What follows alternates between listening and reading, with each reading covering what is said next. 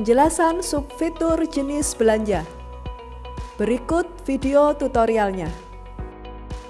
Untuk subfitur jenis belanja berfungsi untuk melihat daftar belanja yang digunakan dalam penyusunan rencana belanja IRCAM.